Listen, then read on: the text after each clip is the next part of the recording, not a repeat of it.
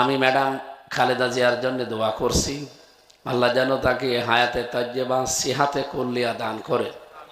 পড়ে আছেন উনি, যে অবস্থা ডাক্তাররা পর্যন্ত হাল ছেড়ে দিয়েছে, কিন্তু দুর্ভাগ্য তার সন্তানটা এখনো আসতে পারছে না, পারবে কিনা তা জানিও না।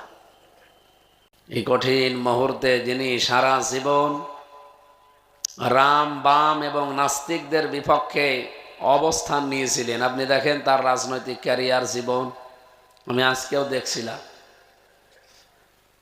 তিনি নাস্তিকদের বিরুদ্ধে সর্বোচ্চ ভূমিকা পালন করেছিলেন মুন্সিগঞ্জ জেলার লোহজং থানায় বিশাল এক সমাবেশে।